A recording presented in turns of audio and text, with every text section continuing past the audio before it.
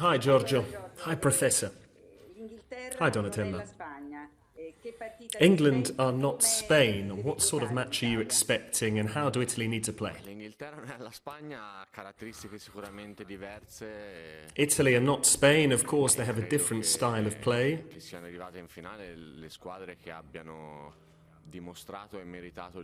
And I think the two teams that have shown the most and deserve the most have made it into the final of Euro 2020. You only need to see their aggregate score to realise what a solid team they are. They're certainly a physical unit and they have a lot of quality players all across the pitch. And their head coach has been in charge of them since Euro 2016. And they certainly are a very solid side in terms of their identity. They don't necessarily try and dominate possession like Spain do, but England are a very good team all across the pitch, and they've only conceded half a goal, if you will, throughout the tournament. That came from a free kick.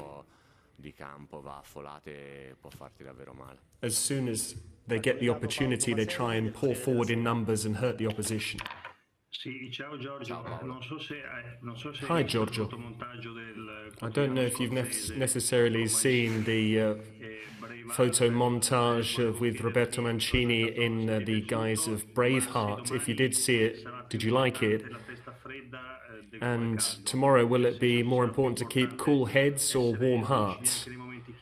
Do you need to be very cool in the crucial moments? Just like you were with Jordi Alba before the penalty shootout, you riled them up a little bit to a certain extent. Or will you need to be very brave in terms of your performance?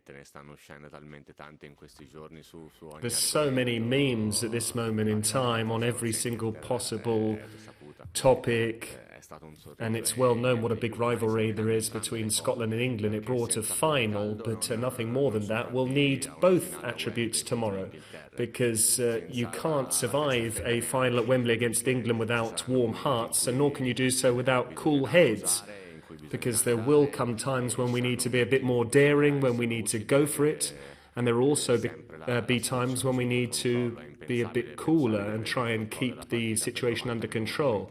It's unthinkable to think that we can dominate proceedings for 90 minutes.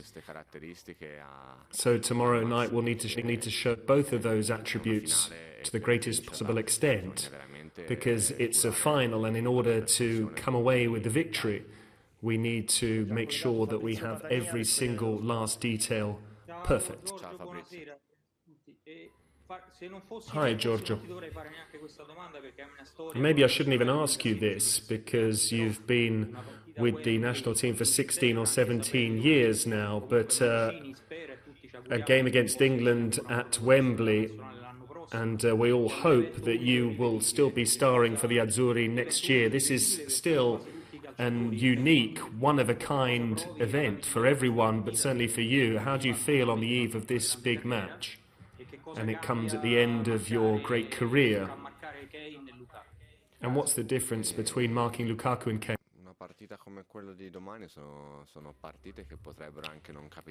Matches like tomorrow night's are games that might not come around again in the career of a player, so we're very fortunate to be involved in matches like these. And even before the semi-final, the head coach has tried to really take the sting out of things in terms of our nerves, because of course we are very tense going into a match like this. We're all well aware of what an important game is. There's no need to necessarily highlight that, but you need to just try and dampen some of the enthusiasm when you go into a final.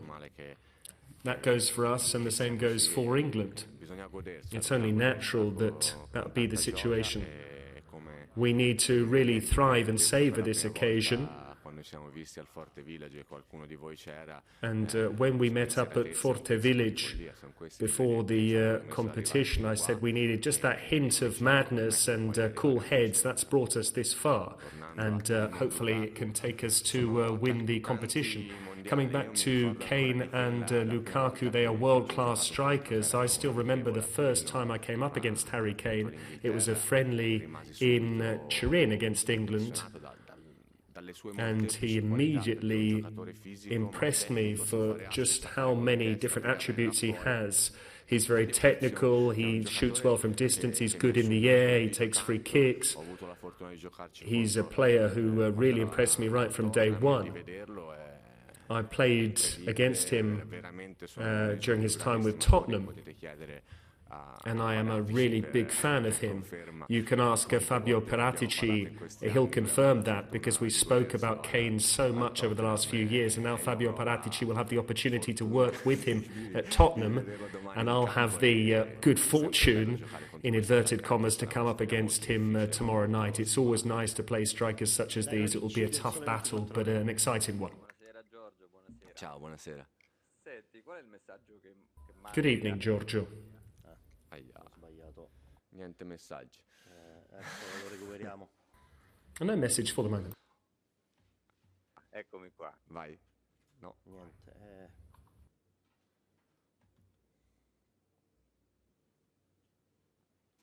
Ecco, vado rapidissimamente. Ecco, qual è il messaggio che mandi agli So what's the message that you'd like to un'Italia che già ha fatto tanto, si ritrova con send out? Ecco, in questo tuo essere pompiere, in virtù dell'esperienza, come si legge invece quel bagliore, quella voglia? In terms of your experience, Domani deve per forza esserci per mettere le mani su quella coppa. Grazie. how do you approach the game? Non abbiamo mai neanche preso in considerazione l'idea di far parte di quel partito, come non l'avevamo presa. We've never even thought about that before today, just like we did before Spain and Belgium, and even less so in the previous rounds. We are really enjoying this adventure, and it is a very different feeling to the one that we had at the start of the competition. I've been saying so for a long while now.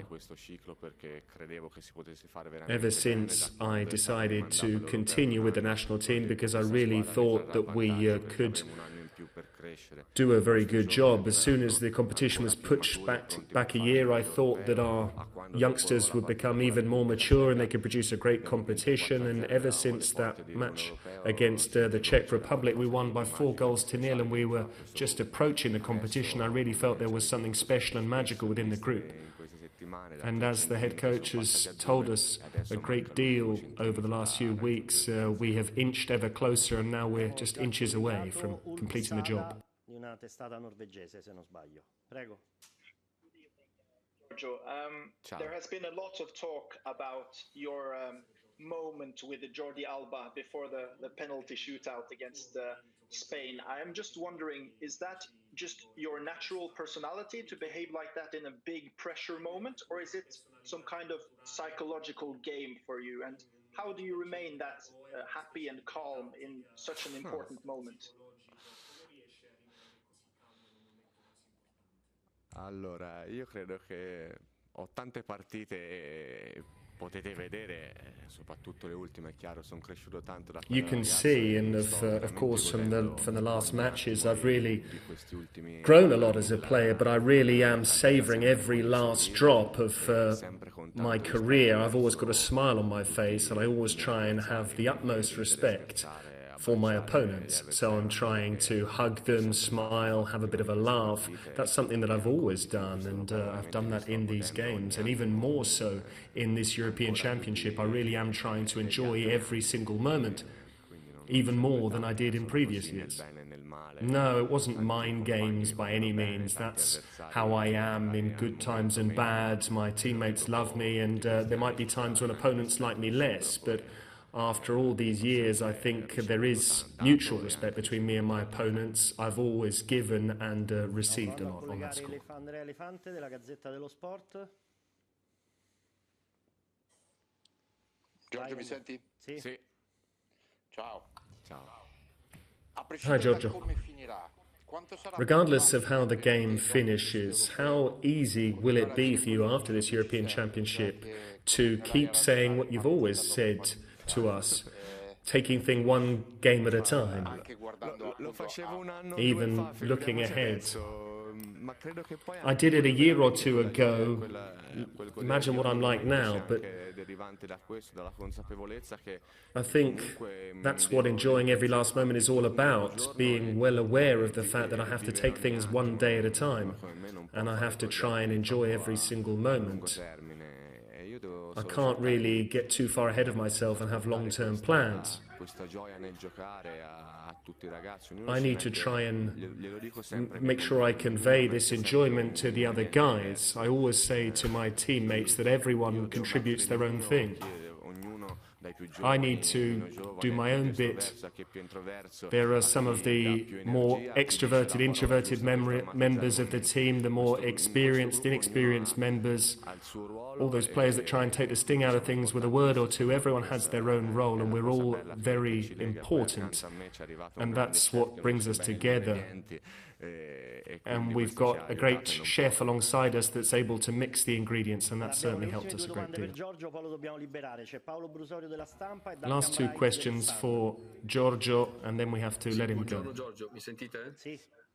Ok, ti volevo chiedere, domani giocherete in uno stadio completamente pieno di tifosi inglesi. Tomorrow you're playing in a ground which will be full of English fans. Do you think that's fair, given that it's a final?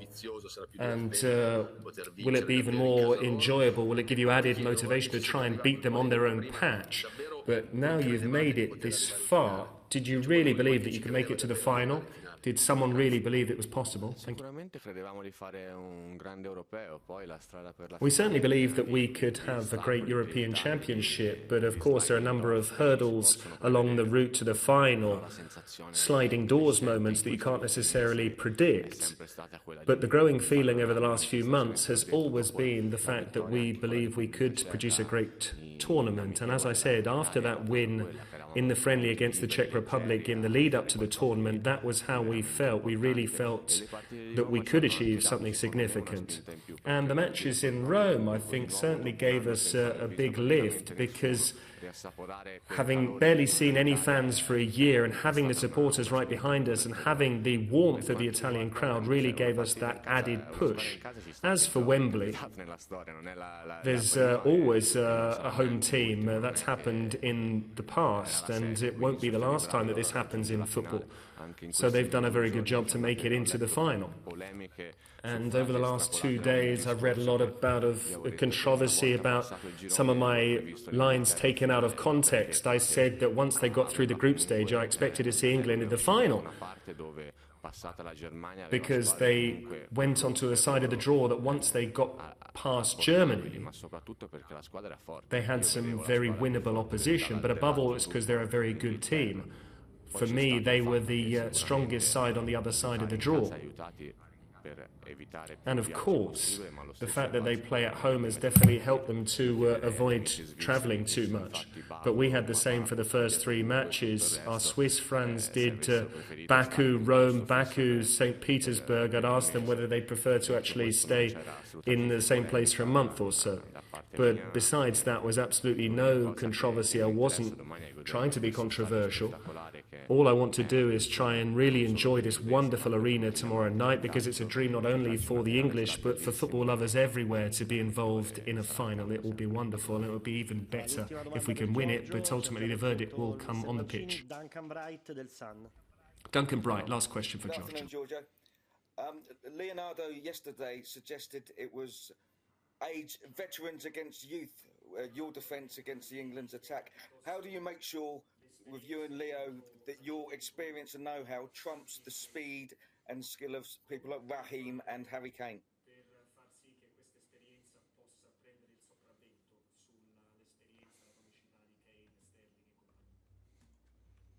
Sì, che anche Kane e Sterling non sono giovanissimi ormai, siamo noi che siamo tanto più vecchi, ma allora... Kane and Sterling aren't that young themselves, they're no spring chickens. We're young guys, but they've got a lot of experience. But Foden and Saka, Sancho, that's slightly different. But everyone has their own attributes. If I try and match them in a foot race, me against Sterling, I don't think I'd ever beat him to the punch. But maybe in situations where there's a ball to be won and it's a slightly more physical 50-50, or if there's a long ball forward from the goalkeeper, I might be more likely to win the header. So I need to try and limit their attributes, but it depends on who plays. Obviously, Kane and Sterling are different players, and then the other strikers England all have their own qualities, and they are top players. So it almost makes me laugh, you know, because I think England's bench could have probably made it to the final on their own because they have some extraordinary players. We are going to try and limit their characteristics where we can, but thankfully it's not an individual game, it's a team game. And it's not necessarily important whether Chiellini and Bonucci come up against Kane and Sterling. Ultimately, it's whether Italy can beat England.